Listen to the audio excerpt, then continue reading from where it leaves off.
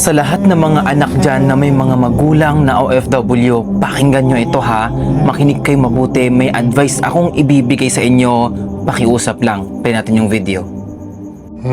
Barugi na imong giistorya ha. Barugi na imong giistorya sa ako Bantay mo ila pa kanako mo ginikanan. Yawa ka ha. Wala ta kagipad ako. Wala ko naningkamot diri sa layo aron maging ana mo sa ako Barugi na imong istorya ha.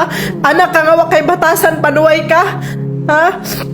Buang na kay kag utok ka, tarong nang mamalikas ka nako. Yawa ka, mga kag kwarta wa kay batasang pulira ka. Ha, buisit ka. Imo kong inganaon, barugi na imong istorya ha. Nga di na ka mo ilaw ginikanan kay masulod ka og problema. Tan-awon ta. Yawa ka na kung kulira ka ha. Bastos kang animal ka, yawa ka. Makita nimo imong gipangita sa ako. Ha, karon ka. Inon-inon ko ni mo ingana ha. Panuway kang dako di mo mabalibaran. Bisag nagkamalisod na ko gani pangita gibayad og utang. Ingana mo sa ako yawa mo. Barugi na imong istorya kay di ko nakalimtan. Animal mo di mo matawa ni kalibutan kung way inahanag antos ninyong peste mo. Kulir ang dagko. Ay awa mo. Bantay lang kag masud. Masud kag problema ug madampet kag ginikanan inahan apuhan yawa kang dakwa barugi na imong istorya Jilo ha yawa ka demonyo kang dako ha wa ta ka gitudloang maging Sa lahat ng mga may mga magulang dyan na OFW, mga kapatid, mga OFW, makinig kayo mabuti sa akin. Ako bilang isang OFW, ramdam ko ang nararamdaman ni nanay. Hindi sa kinakampihan ko ha, pero ito yung reality. Hindi sa kinakampihan ko itong magulang na ito. Alam nyo ba, bilang isang DH, alam nyo ba natutulog yan sila maximum 5 hours. Napakaswerte lang nila pag nakatulog sila 5 oras sa isang araw. Imagine nyo yun. Ha? Nakikita nyo yung under eye ni nanay. Nangingitim na dahil sa kakapuyat niya. Alam nyo ba ang trabaho sa Middle East hindi biro. Even kami na nagtatrabaho sa labas, hindi sa loob ng bahay ha. Yung trabaho namin sa labas like opisina, restaurant, kahit ano man dyan, basta sa labas ng bahay, mahirap na para sa amin yon na magtrabaho ng 9 hours. How could you imagine kapag sa loob ka pa ng bahay magtatrabaho? Yung hugasin ng plato hindi natatapos. Yung paglilinis sa bahay hindi matapos-tapos. Andyan pa yung ugali ng amo, kailangan mong mag-adjust. Andyan pa yung pagdadamutan ka, kailangan mong ipaglaban sarili mo, kailangan mong magpakatatag. Tapos ito yung idadagdag nyo ng problema sa mga parents ninyo.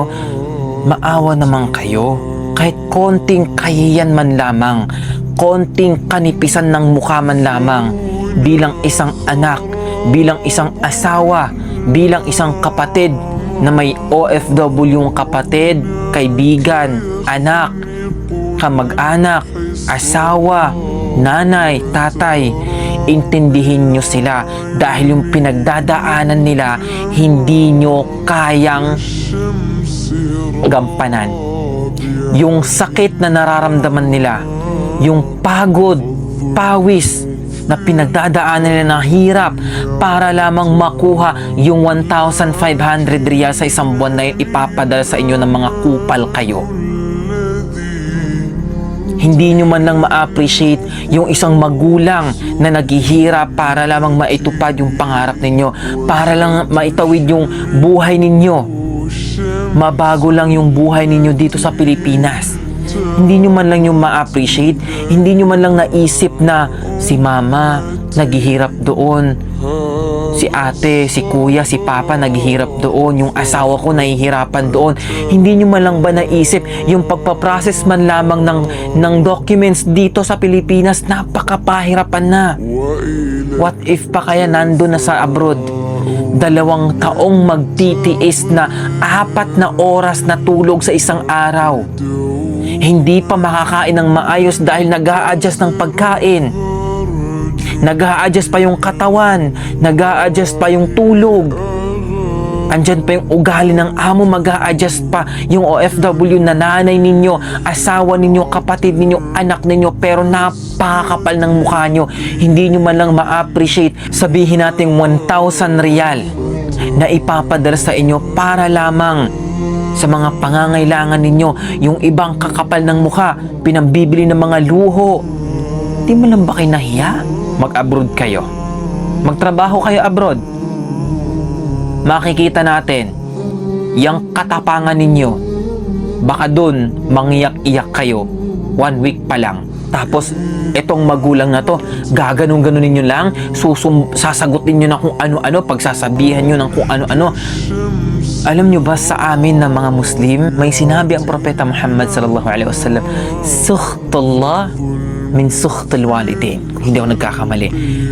Ang galit ng Allah ay nakadepende sa galit ng magulang. Ridallah min ridal walidain. Ang pagmamahal ng Allah ay nakadepende sa pagmamahal ng magulang.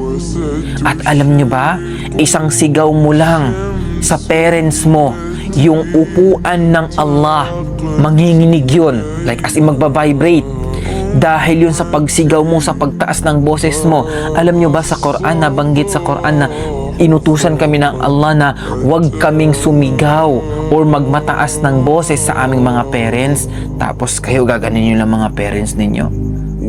Madaming mga parents na naghahangad ng mabuting anak at maraming mga anak na naghahangad na magkaroon ng masipag na magulang na susuportahan kayo sa lahat ng mga pangangailangan ninyo. Isa na ako doon, nangungulila ako sa 2 magulang dahil wala ako nun. Tapos kayo gaganan nyo ng nanay nyo. Hindi sa kinakampihan ko tong si nanay, pero this is for general. Pangkalahatan na to. Please lang, intindihin nyo ang mga magulang ninyo, kapatid, anak, asawa na OFW dahil hindi nyo kayang pasukin or trabahuin yung mga trabaho nila. Napakahirap maging isang OFW kung alam nyo lang, kasi hindi nyo nararamdaman dahil wala kayo sa sitwasyon naming mga OFW. And I hope maintindihan nyo ang message ko at ang message ni nanay. Sana ma-appreciate nyo ang bawat real na ipapadala namin sa inyo. Yun lang. Assalamualaikum.